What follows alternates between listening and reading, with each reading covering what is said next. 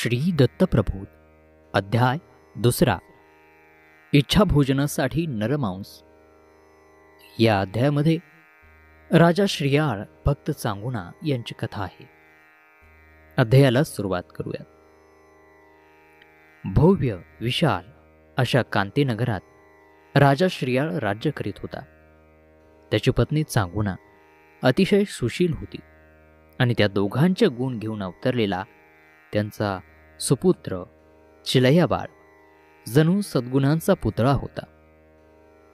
ते तिघेही श्री शंकरांची परमभक्ती करीत असत। राजा श्रियाळाचा नित्यनेम होता, आल्या अतिथीला पूर्ण भोजन दिल्याशिवाय आणि शिवाची पूजा केल्याशिवाय तो भोजन घेत नसे। रोज असे असंख्य याचक त्याच्याकडून तृप्त होऊन जात असत। जो जे वांछील ते राजा त्याला उदार हस्ते देत असे। कोणीही विनमुख परत जाणार नाही याची तो दक्षता घेत असे। त्यामुळेच त्याच्या कीर्तीचा महिमा स्वर्गलोकातही गेला होता। अशा रीतीनं सुखासमाधानात राजा श्रियाळ आपले राज्य करीत होता। एक दिवस नारद मुनी राजाकडे आले। राजाचा सगळा दिनक्रम, त्याची शिवभक्ती पाहून ते संतोष पावले। त्याच्याकडचा आदर सत्कार घेऊन ते निघाले। ते थेट कैलासावर येऊन पोचले। नारद मुनींना बघताच शंकरांनी त्यांचं क्षेत्रकुशल पुसलं आणि भूतालावरील काही विशेष खबरबात असल्यास सांगा असं सांगितलं। एवढे बोलताच नारद मुनींना श्रियाळ राजाचं वर्तमान सांगण्याचा मोह काही आवरला नाही। ते म्हणाले, हे काशी विश्वेश्वरा, मी तुझे अनेक भक्त पाहिले, अनेक उपासक पाहिले, पण सत्वशील आणि धर्मनिष्ठ राजा श्रियाळ मी पाहिला आणि माझी खात्री झाली की तो तुमच्या भक्तांमध्ये सर्वश्रेष्ठ आहे, सत्वाला दृढ आहे। तो एकटा राजात तुझा उपासक आहे असं नाही, तर त्याची सुशील साध्वी पत्नी चांगुणा आणि सुकुमार पुत्र चिलयाबाळ हाही तुझा उपासक आहे।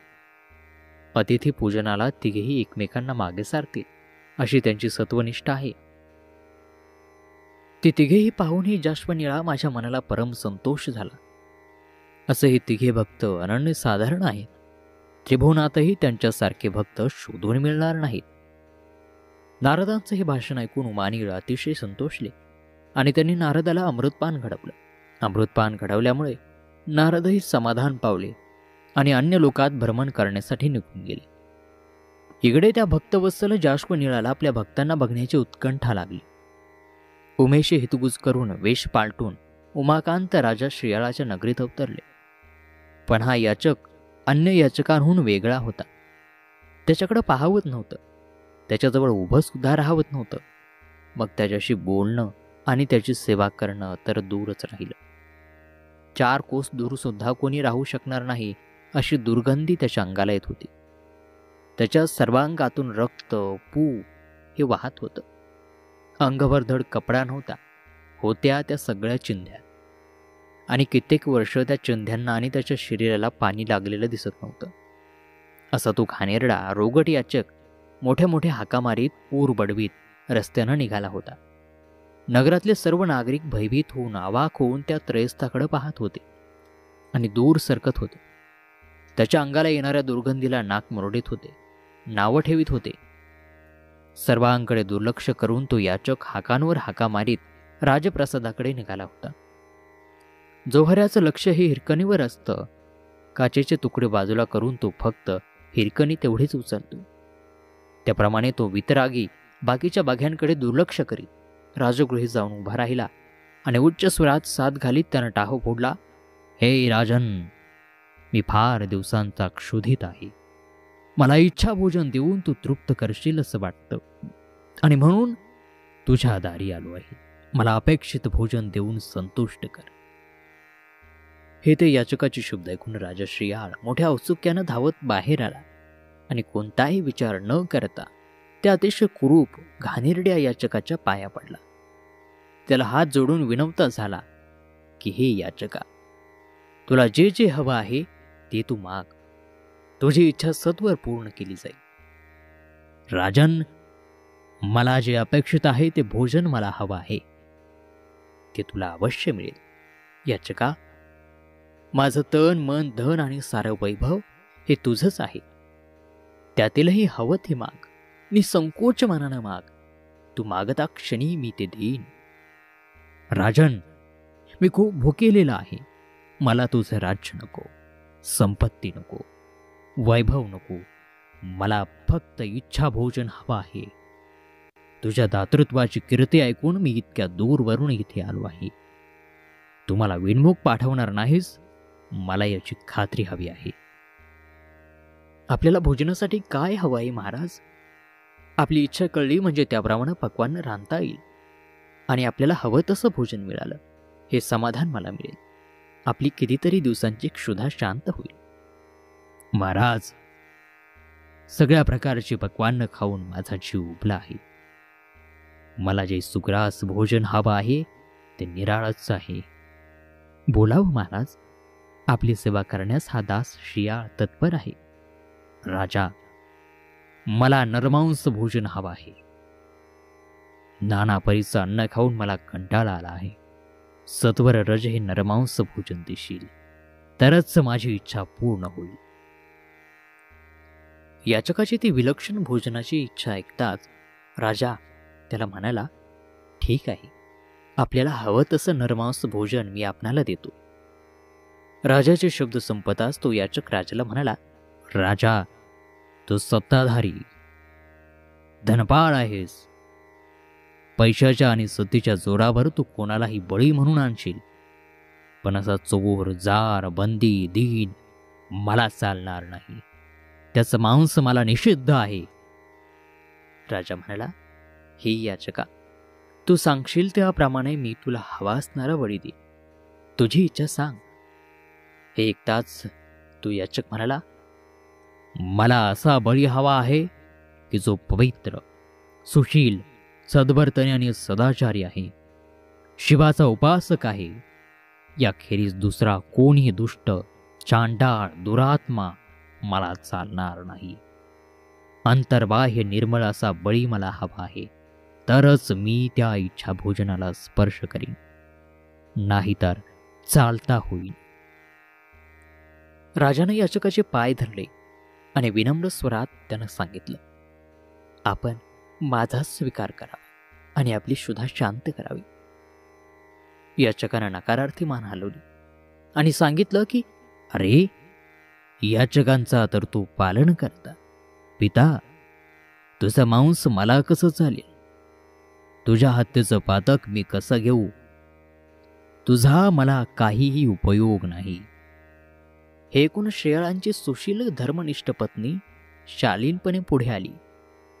याचकाच्या पायाची धूळ मस्तकी लावीत ती विनम्रपणानं म्हणाली, हे योगी राजा, आपली सेवा करण्याचं भाग्य आपण मला द्यावं. भूपाळांचा अंगीकार आपण करू शकत नाही, पण माझ्या शरीराचा आपल्या क्षुधा सांत्वनासाठी उपयोग करायला काहीही अडचण नाही. आपण कृपावंत व्हा आणि संमती द्या. माझ्या या भंगुर जीवनाचं सार्थक होईल. कोणतंही कारण न सांगता माझा आपण अंगीकार करावा. चांगुनीचा गळा दाटून आला होता. पतीच्या सत्वनिष्ठेसाठी आपलं शरीर कामी आलं तर जन्माचं सार्थक होईल असं तिला वाटत होतं आणि म्हणून ती त्या सांब शिवाची प्राणपणाला लावून विनवणी करत होती.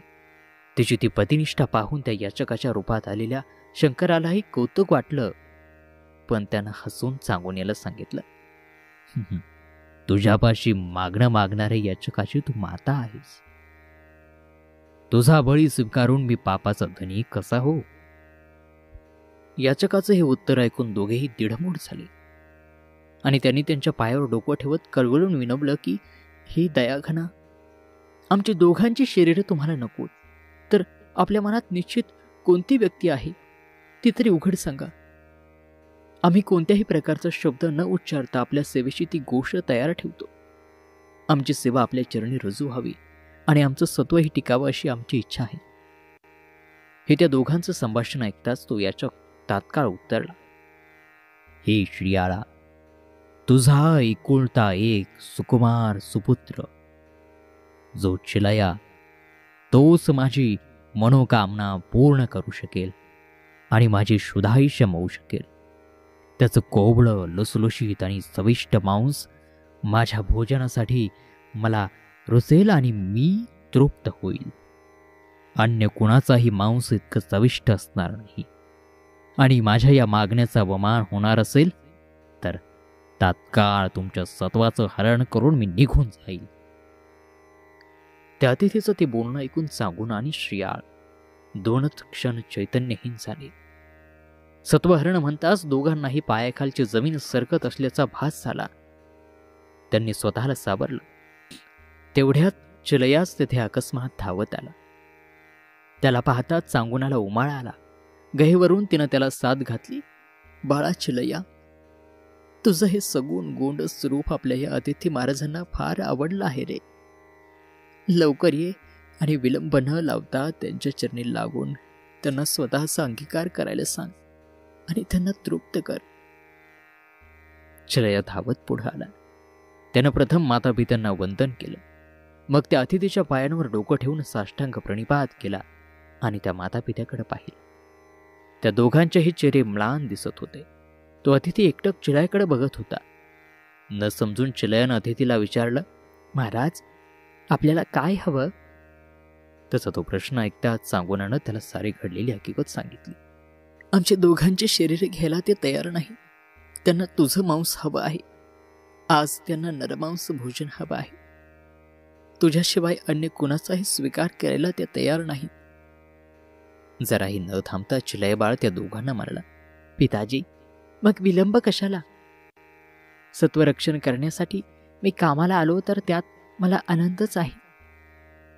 जराही अनुमान न करता तयारी करा आणि अतिथीला तृप्त करा. हे संभाषण ऐकून त्या पार्वती रमणाचा ऊर अभिमानानं भरून आला. पण तरीही स्वरात शक्य तितकी कठोरता आणून तो म्हणाला, मी फार दिवसांचा भुकेलेला आहे. मला आता आणखी विलंब सहन होणार नाही. मला आता धीर धरवत नाही. तुमच्या राज्यात माझी सुद्धा शांत होणार नसली तर हा मी निघालो. हे एकदाच तिघांनी अतिथीला विनवलं की असं काही न करता आपण चिलया बाळाचा स्वीकार करावा. तो आपल्याच पायांशी आहे. राजा राणी हात जोडून उभे राहिले. त्यांच्याकडे पाहताच योगी क्रुद्ध झाला आणि म्हणाला, मला तुम्ही एखादं हिंस्र जनावर समजलं की रानटी शॉपत? वाघ सिंहाच्या पुढ्यात त्याचा बळी फेकावा तसं माझ्या पुढ्यात त्याला ठेवता. मी काय त्याला कच्चा फाडून खाऊ की काय करू? मला तुमचंही असलं धान नको. देणारच असला तर चिलया बाळाचं मांस सुग्रास असं बनवून चवदार करून रांधून मला वाढा, त्याचा मी स्वीकार करीन. योग्याच्या आज्ञेचं राजा राणीनं तात्काळ पालन केलं. राणीनं त्याला कडेवर घेतलं आणि ती भोजनगृहात गेली. त्याला मांडीवर घेऊन प्रेमभरानं त्याचं मुख घेऊ लागली. चिलयानं तिला सांगितलं, माते, तू अशी मोहवश होऊ नकोस. त्या अतिथीला अतिशय क्षुधा लागली आहे. त्याच्या क्षुधेचं शमन करणं हे आपलं आद्य कर्तव्य आहे. बाळाचे ते धीरगंभीर प्रौढ विचार ऐकून सांगुना गहिवरली. पण काळजावर धोंडा ठेवून तिनं शियाळाच्या शस्त्राखाली चिलयाचं मस्तक अलगद धरलं आणि शियाळानं सांब सदाशिवाचं नाव घेत आपल्या इकुलत्या एक सुकुमार सुपुत्राचं धड सत्व परीक्षेसाठी मोकळं केलं आणि राणी चांगुनीनं मोहवश होऊन ते शिर तेवढं बाजूला काढून ठेवलं आणि बाकीच्या मांसाचं सुग्रास भोजन बनवलं. नानाविध प्रकार रांधले. चडरसाने युक्त भोजन तयार केलं आणि अतिशय उत्तम अशा सुवर्ण पात्रातून अतिथी पुढं ते नेऊन ठेवलं. आता तरी अतिथी संतुष्ट होईल असं राजा राणीला वाटलं. पण अतिथी संतुष्ट झाला नाही. उलट पदार्थाकडे एकदा तुच्छतेनं पाहत तो म्हणाला, माझ्याशी तुम्ही कपटानं वागला. सर्व देहात श्रेष्ठ जे मस्तक ते बाजूला काढून बाकीच्या शरीराचं मांस राधून तुम्ही मला भोजन दिलं. मला ते नको. शिराविना थडाचं मांस मी निषिद्ध मानतो. हे संभाषण ऐकून सांगुना खजील झाली. तिनं ते शिर स्वयंपाकघरातून बाहेर आणलं. ते पाहून अतिथीनं तिला ती उकळीत घालून कांडायला सांगितलं. ते कांडत असताना चांगुनीच्या डोळ्यात आसू उभी राहिली. ती पाहताच योग्यानं तिला समज दिली आणि सांगितलं, मला आनंदानं रांधलेलं भोजन हवं आहे. उकळीत शिर खांडताना तो ओव्या म्हण, आपल्या मंजूळ स्वरात आनंदानं गा. सांगुनानं मान डोलावली आणि आपल्या मधुर प्रेमळ स्वरात बाल चिलयाचे गोडवे गायला सुरुवात केली. शिर कांडून तिनं ते यतीला चविष्टपणे रांधून दिलं.